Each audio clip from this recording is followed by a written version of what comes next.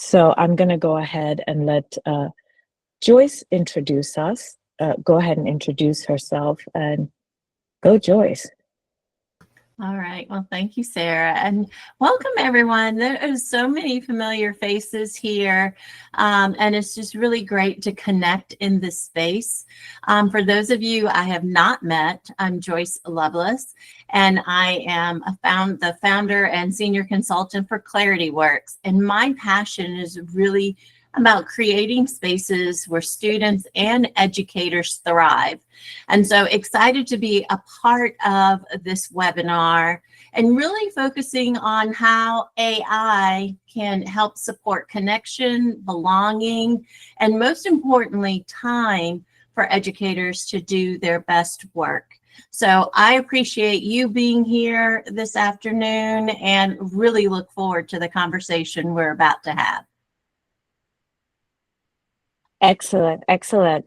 So when we had you sign in, we had asked you some questions, about AI and how familiar you are with AI, and your options were, how are you using AI? Are you using AI? Are you familiar with AI? Is it your best friend, or is it like, yeah, I use it sometimes, or is it like, yeah, I don't know who AI is. Who is she? I don't even know.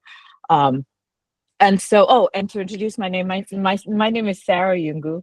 I am primarily in marketing, but I've been doing a lot of work with business leaders, nonprofits, and now educators on the power of AI and how to integrate it into their operations and all they're doing. Because right now, AI is the thing, and some people refer to AI and tech as the fourth industrial revolution. And so it's so critical that we ensure that we all have access to AI, we all understand it, can use it, and especially for educators who are molding this generation that is going to be, working with AI, that you have the tools that you need. And so that's why I'm doing this, and certainly partnering with Joyce. Those of us who know us know that we started together at the National Board for Professional Teaching Standards. So teachers and professional development is both in our heart and our DNA. So Joyce, over to you. How are we using AI? All right. So let's move on to kind of our myths here. And one of the thoughts is that AI is not something that everyone is using, that AI is only for techies. So let's talk a little bit about that. So as we go through these myths, ask yourself, is this true or false? Is AI for everyone? Or is AI only for people who are in that tech world, kind of immersed in that sector? I'll give you a moment to think.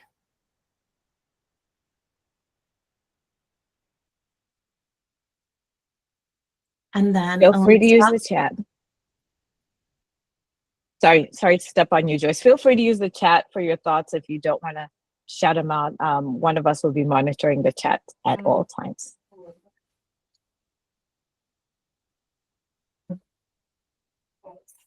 And Jamie has kicked us off. It's for everyone, not just techie people. Let's see. We'll get a couple more thoughts and then we will explore. And Tanya says everyone.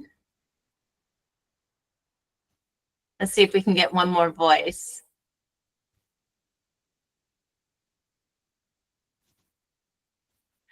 And Beth agrees with Jamie. And yes, you are all correct.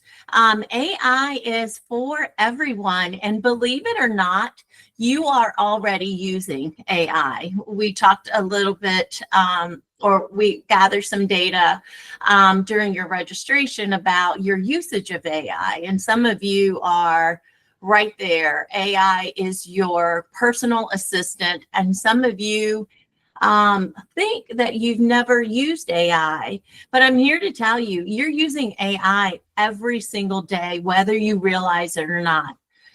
when you're asking Alexa a question, when you are looking at recommendations for movies on Netflix, when you are using your phone and it unlocks by being held up to your face, that's AI.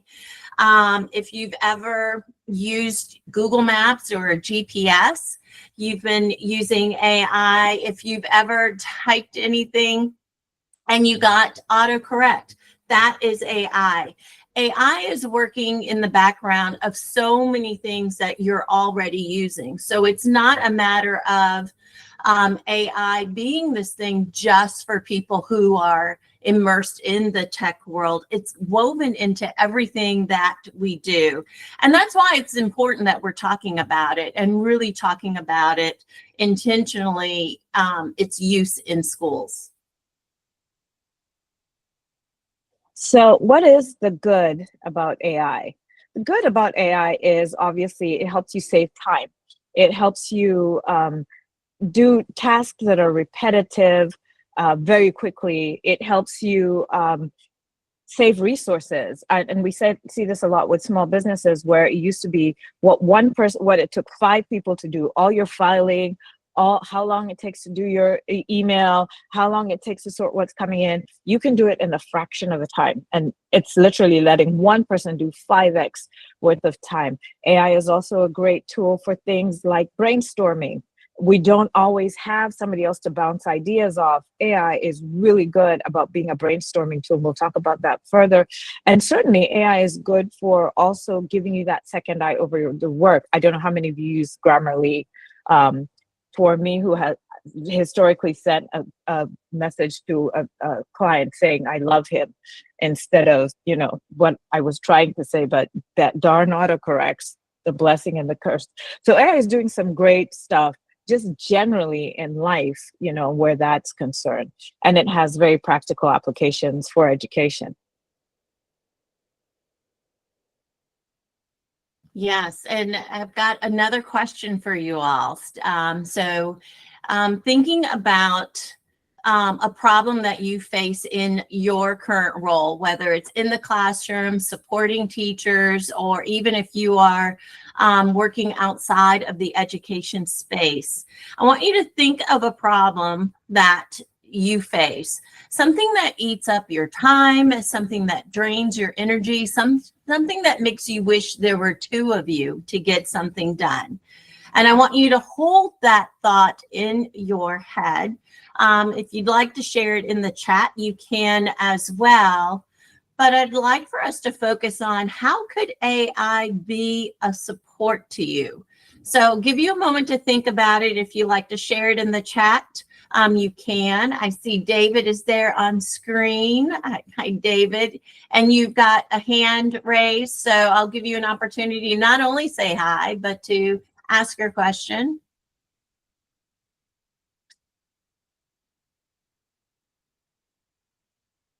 Oh, David, you're on mute.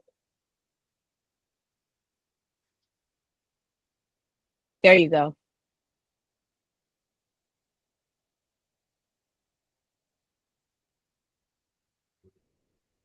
We still can't hear you, but go ahead and put it in the chat, David, and we'll respond. And Priscilla Henderson has also joined us, so I want to do a quick hi as you guys are thinking about these things that are consuming time.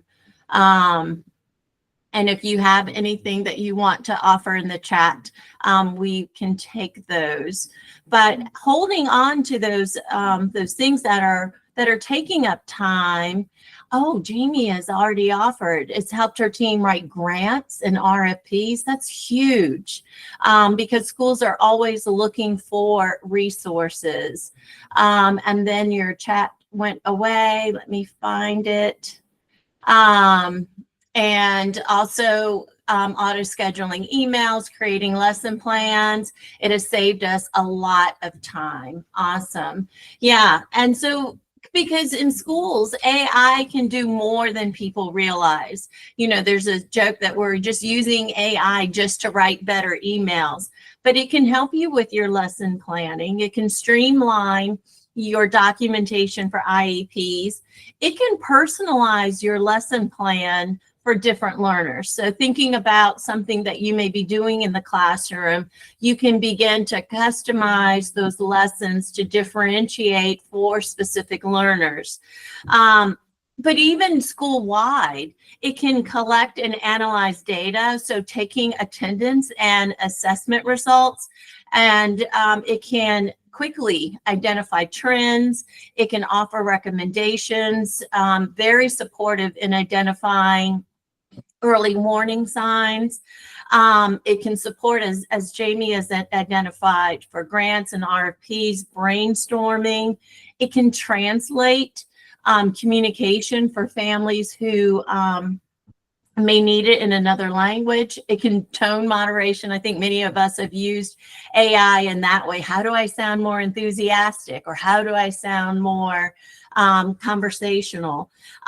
It can summarize meetings, and we even have my note taker here in this meeting so that I can focus in on our conversation and not have to worry about taking notes at the same time.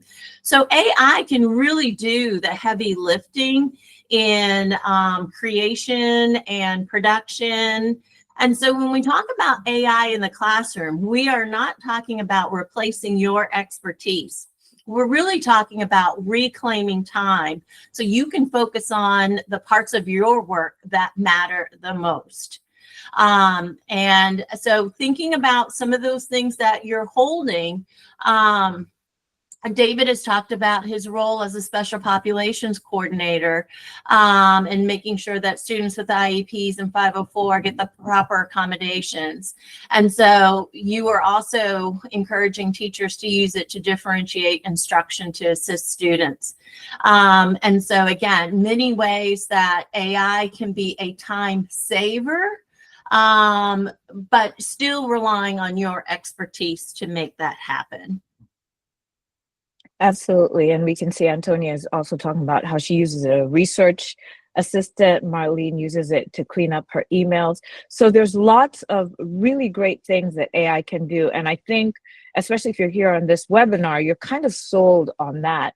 But that leads me to our next myth. There we go. AI knows everything. It is infallible and unbiased. Joyce, what do you have to say about that?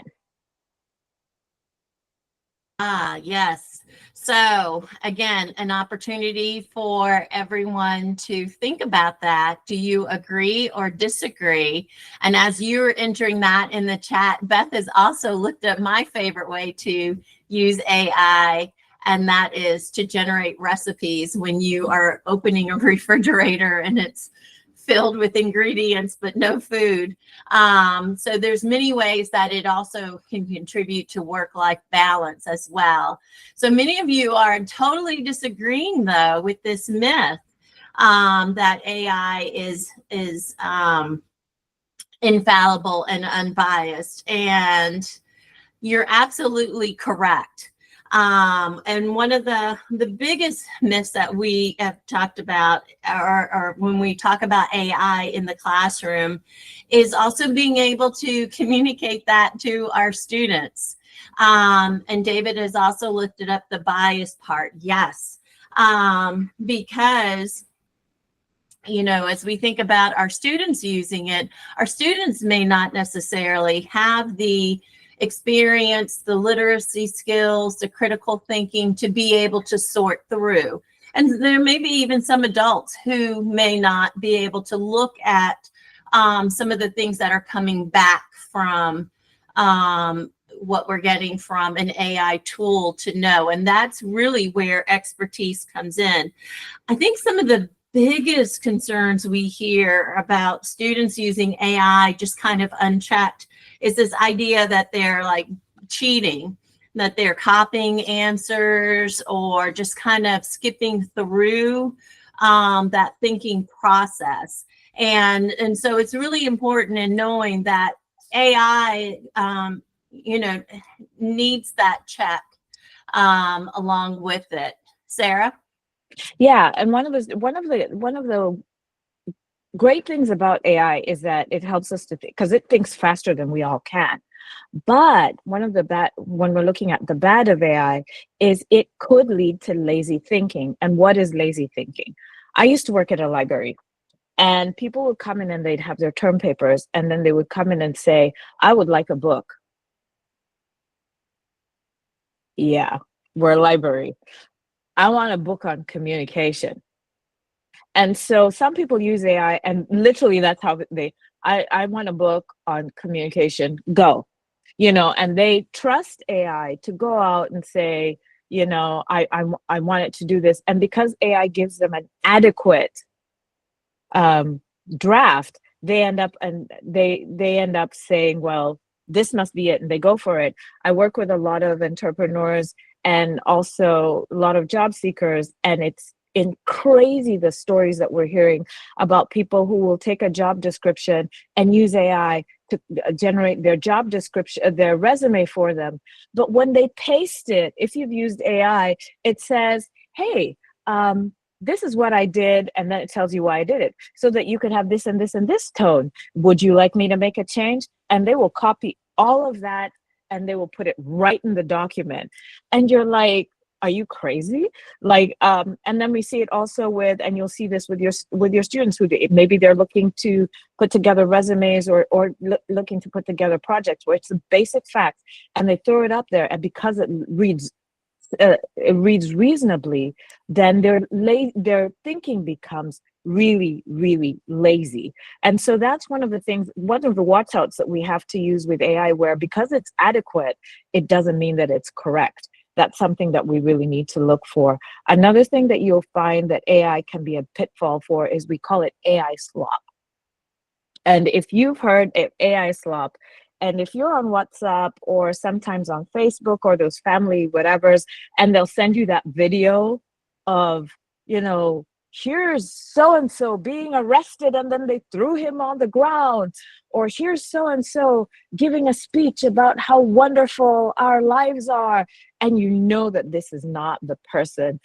My mom will tell you how many things I ruined for her by her showing me a video, and then I'll tell her that's AI, because AI can take good things and mimic them. And it's something to watch for, especially in this day and age where people are making money from generating content. So if I can get a lot of content on YouTube, and YouTube is running a lot of ads, and I get paid for it. So people who are generating content at scale will take good things. And I'm not saying that AI slop is all bad.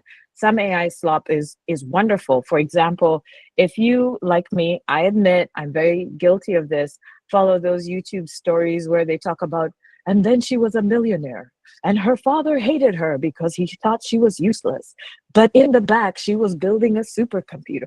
I read those stories. I mean, I listen to those stories all the time. They're highly entertaining, but it's AI slop, And so one of the challenges of AI is it's flooding the system with all this content. It's flooding the system with all this art, with all this music.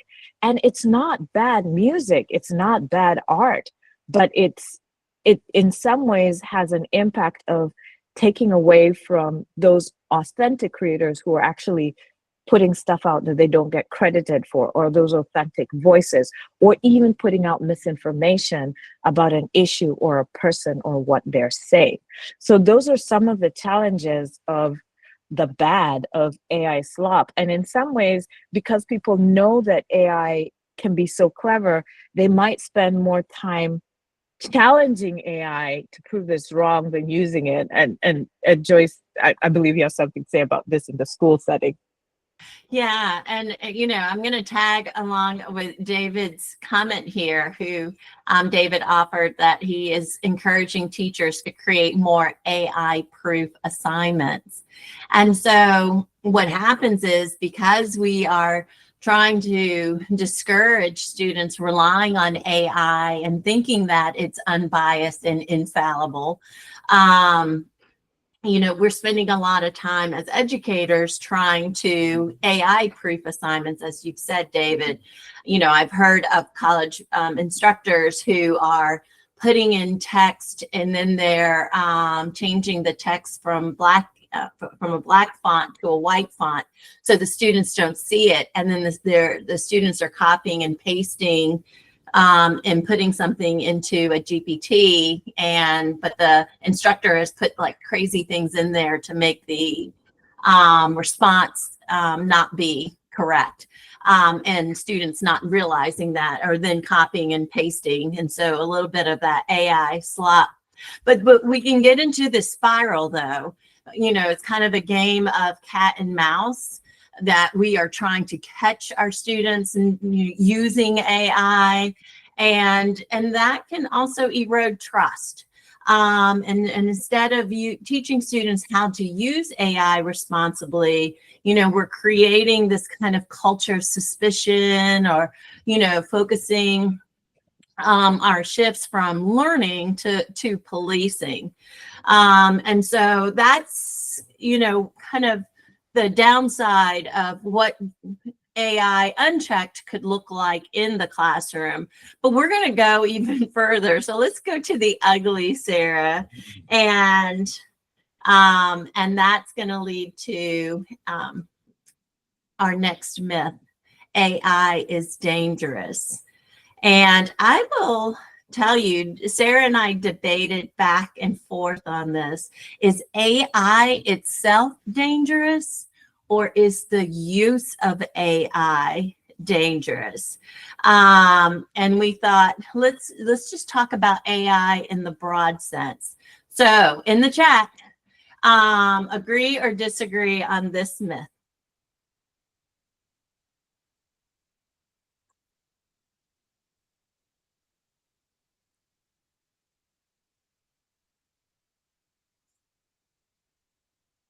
And it's okay to say both and. Mm-hmm. Yeah, and it sounds like many of you are. It can be, when not used responsibly, used incorrectly, yes. The misuse of AI is dangerous. And I appreciate how nuanced your response was, because it really depends on context. It really depends on the user, the intention, and things like that. AI unchecked, you know, can lead to serious harms. You know, but in the classroom, you know, sometimes that myth can lead us to kind of an all or nothing kind of framework, where either we are all in, full adoption of AI, no limits, you know, everyone's going to use it, or absolutely not. AI will not touch our school. We will not have it in our building at all. And what we want to be able to recommend is that balanced approach of going into use of AI with wide eyes, intentionality, and information. Well, and go ahead. Go ahead. No, I was going to tack on to that. You know, when we talk about the ugly of AI, part of it is really in what it does to our attitudes towards how we use it and how other people use it. And so, as Joyce was saying, then instead, this powerful tool, we're looking at it with suspicion. We're kind of hobbling our own people because, you know, we worry about it. And there's this story that I tell when I'm talking to principals and administrators. I'll often use this example where, and I tell the story of a guy called Rob Lee. Rob Lee in 2024, this is just yesterday, a student in Columbia. He's loved coding. He's worked really hard to get to Columbia. He's coding, but he's exhausted because he's spending all night, you know, working the system, whatever. And then so he decides to take his coding skills, and he builds an app called Interview Coder. And what Interview Coder is, it uses a series of prompts and screenshots to help someone who's taking an interview so that they can pass. Well, he uses Interview Coder during an interview with Amazon. Guess what? He gets the job. And it's like, woohoo! Well, Rob is really proud of his stuff, and so he shares it on the internet. Well, Columbia gets wind of this, and they suspend Rob. In fact, they eventually expel him. Amazon is like, come on over. You know, you're the sort of mind that we're looking for. Well, Rob says, well, this is unjust. I used the coding to do what it was supposed to do. And Rob then builds an app called Cluely that formalizes this process. And this year, in 2025, this year, Rob Lee has raised $15 million in startup capital. I mean, and so this story to me is that confluence of, suspicion leading to the lack of actually shepherding this guy so that he could use this, to grow, and what would have happened if Colombia had the flexibility or the wisdom to say to him, hey, you're doing a great thing, how are you using it ethically? Because there are questions to be asked around the how ethical it is to, get help when you're interviewing in this world. And that's another discussion for another day. But part of the ugly is really that suspicion that we build with ourselves and with others. And because there's no clear framework around how we use AI, one thing that you'll find me talking about often, you'll find Joyce talking about often, is that because there is no framework and because AI is evolving at such a rapid rate, then it becomes not so much even a framework and a guardrail around the tools, but around our mindset. And we'll talk more about this in a little bit. But Joyce, who works with a lot with equity, can talk about the challenges of the ugly around AI where equity is concerned. Right. I mean, we've already talked about how AI leveraged well can actually ensure that all students have access to quality lessons, the differentiation that's happening in the classroom. But also students need to know how to use AI responsibly. We talked about how it is all around us. We are swimming in AI, whether we choose for that to be or not. And if we block it completely, then we're going to have students who are completely unprepared for their life. I think Alicia was talking about part of her work is preparing students for post-secondary, which she's currently doing in high school. I think I got that right, Alicia. And part of, AI is going to be a part of post-secondary life. So how do you begin exposing students to that now in an intentional way, and making sure that they have that access? And so, as we said, it's really thinking about the nuance, the responsibility, the intentionality behind the use of AI. It's not jumping all in and everybody's doing it. And it's also not pulling back and saying no one's using it. There's a way that we can introduce AI into our school building, into our classrooms in a responsible way. So let's switch and talk about the power of AI. And before we go to that, I'm just going to add one more thing before I forget, because I should have mentioned it. There is an issue around security in AI. I would be remiss if I did not talk about this. And this is something, having worked with banks and corporates and global organizations where the fines for failing in security are huge. AI, Sam Altman, who is the founder of OpenAI, literally a couple weeks ago was in a podcast and he talked about the security of AI. Because AI is in some ways a hive mind, because AI is building because we all train it with the information we put out of it and blah, blah, blah, blah. But there is no security or protection of privacy and data in AI. And especially if you're using open sources such as ChatGPT, Gemini, Claude AI, like you name them. If it's open to the public, it's like putting stuff on Facebook and having an expectation of privacy.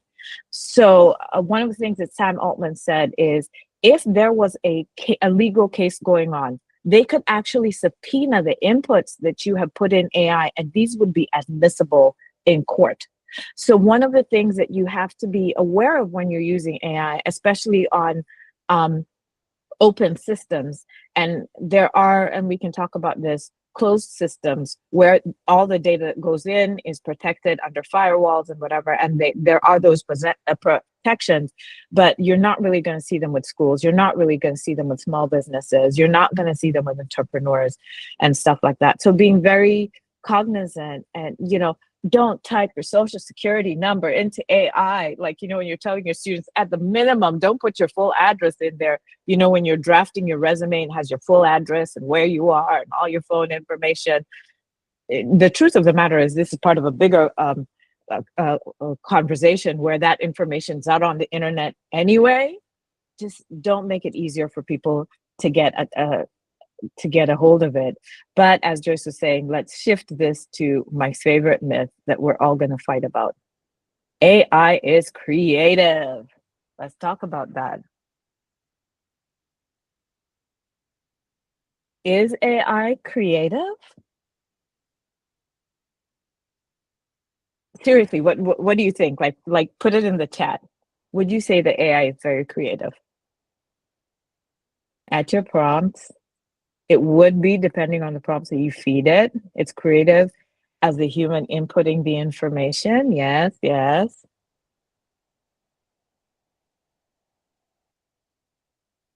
Is AI creative? Well, at the end of the day, I mean, I see it here where it's like it's creative in helping make transformation. But it's true. AI is as creative as the people inputting the information. That's the truth. People create, AI innovates. And the joy of AI is it allows other people to innovate on the creativity of other people, which is why we love AI. For example, like this, I'm doing it on Canva. If you ask me to do a presentation like this by myself, yet I surely would die. But you'd have stick figures and Comic Sans, and all of that. So it is a fact that AI is creative in that it has been trained by people to be creative, but then we human beings get to innovate on other people's creativity as well. So even though you can use AI to write a code with a few prompts, it has been made that way because somebody has invested in AI. So what is the real power and application of AI? And I'll just hand over to Joyce here. Yeah, and before I get there, I definitely want to talk about the creativity in the school setting. I think Jamie talked about being able to use AI to help with RFPs and write for grants. That creativity and not having to start from a blank screen when you are creating your newsletter or creating a communication home to families, that you can get started with AI and then customize and innovate, as you've shared, Sarah, to tailor those messages specifically for your families. So you're not having to see that blinking cursor trying to figure out how to start. And that is a time saver as well. So I also want to lift up Beth's link that she put in here, because one thing that we did not talk about in the ugly, and we really should talk about, is the impact of AI on youth mental health. I think there was some research that was just released within the last month or so about students' reliance on AI as their therapist, using it to communicate their feelings and getting responses back from AI. And again, AI is not a human. It simulates, human thinking, but it's not a human. And so that's something else that we don't want, to unleash AI in a way that students are relying on it to be their companion or to be their therapist. And David has talked about, yes, there are court cases about that, and what Sarah just shared about the fact that if a student or adult was talking to a therapist, there would be confidentiality around that. Entering it into a GPT, there's no confidentiality around that. That information is public and can be used, as they say, against you. So we've kind of talked about, as I said, kind of the good, the bad, the ugly, talking about the truth. We've got one more myth as we start to wind down, and talking about AI taking away people's jobs. And so we hear that all the time. That's the conversation, that AI is going to make it challenging for students to graduate and be employed in entry-level positions, that AI is going to replace teachers, and we're just going to put students in front of a GPT and let them have at it. What's your thought? True? Do you agree with this myth or disagree?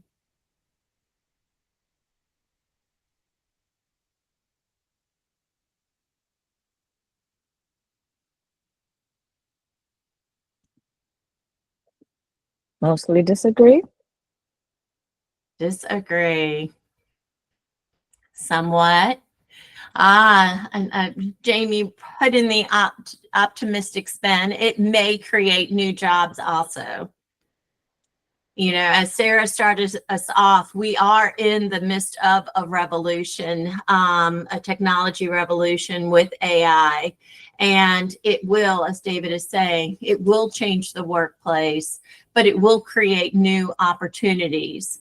And when it comes to education, AI can never take the place of a teacher, because teachers are designers of learning, you know, and teaching is deeply human work. And we all know the importance of creating classrooms where students feel safe, they feel supported, there's a sense of belonging, and there's a sense of connection. And so what AI can do is kind of offload those repetitive tasks that get in the way of that.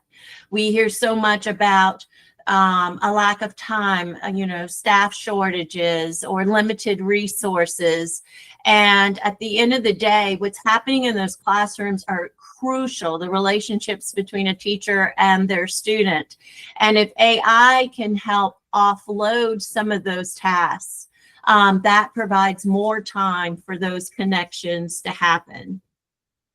Yeah, and as Alchemist said, it can replace certain tasks, and it will, as Antonio is saying, it may create more jobs than we lose. It's not clear what that'll take. My favorite line, and anyone who talks to me will always hear me say, AI is not taking away people's jobs. People who know how to use AI are taking away people's jobs. And that's the truth. I recently read, and recently I mean the last week, read a report from one of the largest recruitment firms in the US. And then they said about, I'm going to say 37, because there was a 3 and a 7% of all entry-level jobs are going away because AI is going to take them over. So what does that mean for your students? It means your students used to get their foot in the door by sitting at a doctor's office, answering the phones, helping with the filing, helping with, you know, do the email, helping manage the call, the systems that come in. Well, AI is going to do that. So what are your students going to do?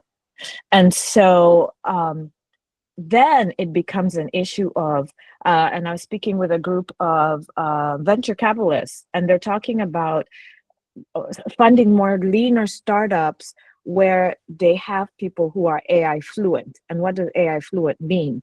It means that they know enough to see an opportunity of where AI can come in and create value. And so people are now no longer looking for, oh, I'm in marketing. People don't want, oh, I'm a marketer. They say, I want a marketer who can come in and help me generate content at scale with AI. They're looking for that value extra that comes in. And so it's so important to know and to upskill yourselves as individuals. It's unfortunately soon not just going to be enough to say I'm a great teacher.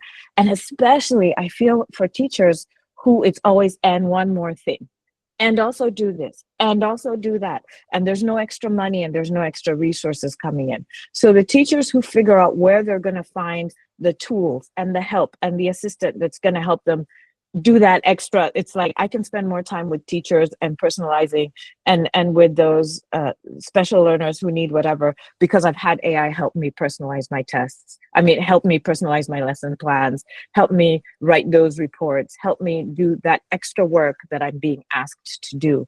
One thing Joyce said, which was so important, was that AI will never replace humans. One, I was having a conversation with a therapist, because as you look, there's all these apps online where you can call in and have an AI therapist. But guess what? AI can't look into your eyes and know that you've had a bad day. AI doesn't have a moral compass. So it can be trained in a certain way, but that training can be bent. AI has no empathy, you know. So AI is here, especially in the services where people and empathy and that human touch are concerned. AI can write great music, but it doesn't have that feeling that lets you know that it's transcendent music. AI doesn't make hits; people do, you know. And so AI is not taking away people's job. People who know how to use AI taking away people's jobs. I want to go back to something that David said earlier about, you know, creating assignments that are almost AI proof. And I think the opportunity here is right now you've got college entrance, you know, essays and whatnot. And there are children who are just plugging those suckers into AI and letting AI make them sound that they're amazing. That's great. But then the colleges are also learning how to winnow those out. And so the difference is going to come with the students who know how to critically use it to show their work. I remember when we were in school and it was math. You couldn't just come and tell the teacher, you know, 14 plus whoever is whatever. You'd have to show your work. How did you do it? And so in the same way with AI, letting students use AI, but having them show their work. This was the assignment, you know, write me about so-and-so and why so-and-so mattered. Okay, which books did you use that they fed into AI? Okay, you had this structure of whatever. Why did you come up with the structure of that paper? Because you can put 5 children in the same room and give them the same assignment, and because of their brains work, if everybody is doing it their way and inputting, you will see the difference. You will see the difference. So, so there's a lot of opportunity there. One, to use AI creatively, critically, and ethically. So, which leads us to, I believe it's our last myth for the evening, because we need to start winding up here beyond our reality check. Here we go. AI is a choice. And we had some good discussion about this. Yeah, another place where we had the debate, is it the use of AI a choice, or AI is a choice? So interpret that in the way that feels right for you, and let me know if you agree or disagree with this myth.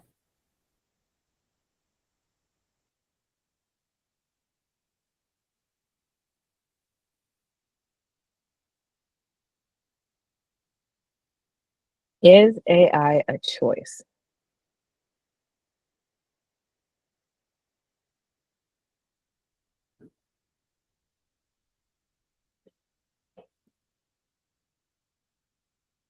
Yeah, as you are thinking about that, I will say, oh, here we come. Yes, we can choose right now, but perhaps in future it might be inevitable. No, some say yes, it's a choice. David says no choice, you're part of the data set. Every time you use your phone and it comes on, you're in the AI matrix. So AI is here. We're swimming in it, as I said. And like a fish in water, we may not necessarily see the tentacles of AI, but we're using it and we're benefiting from it. Now, using AI in the classroom, or what AI looks like in your school setting, that's a choice. And we're hoping that being able to explore all of these different pieces of AI, the good, the bad, and the ugly, you have a little bit more information. But again, it's not if, I think it's how we use AI. And I believe it starts with us. And that's upskilling yourself, making yourself aware, exploring with AI, experimenting, asking questions, knowing where the limits are. The more that you know, then the more that you can be discerning about its use, and you can guide your students in a way that really aligns with kind of your values, what your students need, and the intention that you're bringing into your space. But we want to lead we want to lead AI. We do not want AI to lead us. So we're going to pause for just a few questions and then give you some next steps of how to apply some of the things that we've offered. So we're gonna, because our time is really limited, I'm gonna just say maybe the ones who type the fastest in the chat, we'll take the top 3 in the chat, you know, if you type fast and something is burning. And so we're gonna move on as you're typing in the chat and then come back to the particular questions that we're doing. So what we're saying is, one of the problems of AI is the real threat for teachers and schools is falling behind. And one of the things that we're doing to address this is working with teachers, with educators, working also with small businesses and nonprofits, because we believe that AI gives people an edge. And if we use AI critically and intelligently and ethically, and put frameworks around not so much the tools, because today it's Chat GPT, tomorrow it will be orange strawberry, day after that it'll be the green lizard. Like, we don't even know what it's going to be.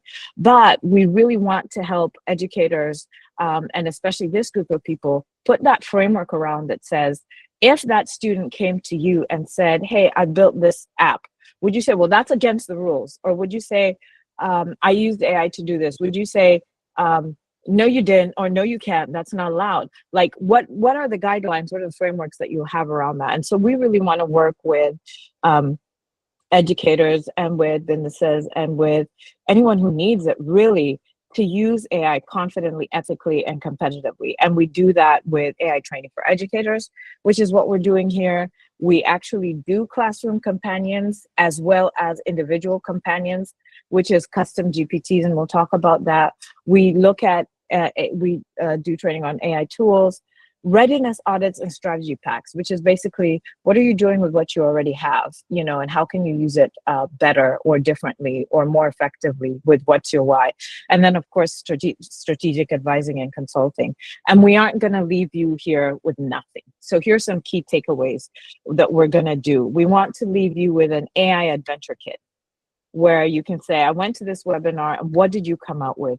One, we're going to give you, when we follow up after this, we're going to send you a recording of the webinar with kind of the high notes.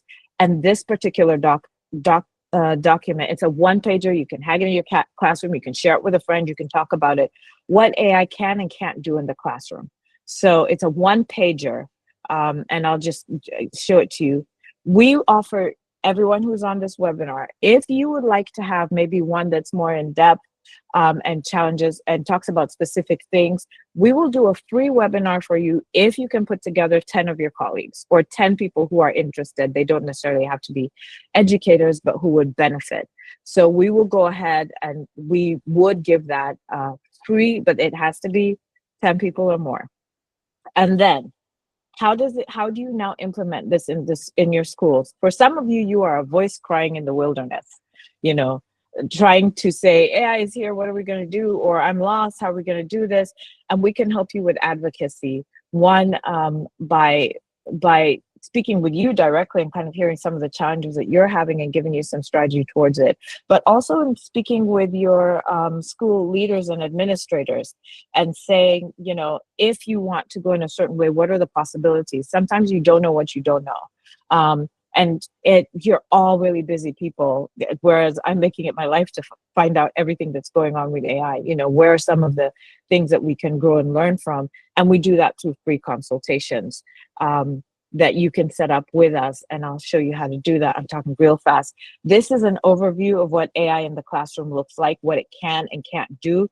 This is going to be a quick flyer that we're going to share with you, and you can keep it. And what I liked best is section 3, which is questions to ask before you use any AI tools. And with these 3 questions, you really would be in a good place. And especially for you, we have a special webinar offer where it is, we can work with you directly as an educator, where we have this special offer of $250, where for 90 minutes, we'll do a customized workshop just with you to train an AI tool that you use and create a starter prompt library that helps you put together a strategy for yourself. How do you want to use it in the classroom? Which are the tools that makes the sense for you? And basically what we want to do is move you from the, how do I do this, to the, aha, okay, this is what we do. And so I know I went through that very fast. And I want to get to the questions. So really quickly, in the chat, with the few minutes that we have, what are your top questions? And you'll notice with the, and again, we're gonna share these resources with you so that you can digest it, and we will share a link with you so that you can book a free consultation. But very quickly, what are your questions, thoughts, any aha that you would like to share? We can write it in the chat, or if you put your hand up and you're going to talk really fast, we can do it that way too. Yeah, and as you are typing quickly or lifting your hand, my message to you is, like, don't reinvent the wheel. We would love to help you be a thought partner. Some of you are being tasked with this now. My best first step for you is for you to develop your skills, your knowledge, and your experiences with AI before going whole hog, implementing AI in the school. So we would love to support you with that, so that you can bring that expertise back into your school community. Any questions or any ahas that this conversation that's coming up for you? And Tanya, you talked about the security. You're saying, thinking about the security topic you raised, can you reframe with some additional suggestions around protecting data? Good question. Sure, and this is a simple one, and you do it every day when you use your computer. You know, the way you have your basic things where you say, don't click on links that you don't know, don't give your information to anybody who you don't know, don't finish your birth date, social security, whatever into any system. So AI is like that. Use AI the way you would use Facebook or Instagram or Twitter. Think about, I always say the question to think about, and the question to have your students think about is, if you were running for president and then they had to look at all of your communication, what would they find? Is it stuff that you'd be proud of them to find or not? And then in a simple way of just protecting yourself, when you are using AI, let's say to draft lesson plans, to draft letters to teachers, to draft whoever, letters to students and families, your newsletter, whatever, the information that you're putting in there. When you're drafting it in AI, go ahead and don't put in unnecessary information that you don't need to.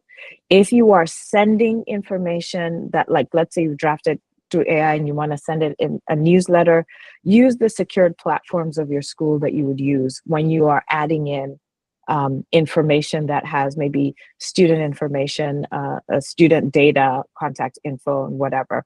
Use those secured systems to send out. When you're brainstorming with AI or writing stuff, use dummy data. because one of the reasons why AI is so great is that it pulls from other sources who anything that you think is new, I promise you somebody else has already done, has already done it before. So use their information. And then lastly, use your common sense. AI is lovely, but double check, make sure that what it's giving you makes sense, that it isn't like all the way out there. And I say, yes, David, we'll definitely be reaching out with you. And if I could add for everybody else who's here, I would encourage you to drop your LinkedIn. We'll keep the webinar window open. Drop your LinkedIn link in the chat. The way David has done. Drop your LinkedIn in the chat. Connects with one another. Connects with us. I mean, you see our LinkedIn channels on the screen, and we'll share them with you. Yeah, thank you, Beth. Drop it in there. Go connects with one another. Talk to one another. Ask questions. Yeah. Any other question, thought? Yeah, I definitely want to acknowledge a time, and so understand if you need to drop off. Appreciating those of you who want to continue the conversations and connecting with each other. We want you to be a part of our community, and being a part of our community is being able to support you so that you are not having to figure this all out yourself. I do want to thank you for your time this afternoon. It means so much to have you here, and would love to continue this conversation individually and see how we can support you in your setting so that you can reclaim your time and be the best educator, the best leader that you can for your students. Yeah. And Beth will certainly be sharing with you with the follow-up documentation where we share this, how you can get in touch with us, to have. And then also, keep watching. We'll be posting more webinars on specific topics coming up. Thank you again. Thank you. Alkana, thanks for staying up late to join us. All righty. Take care, everyone.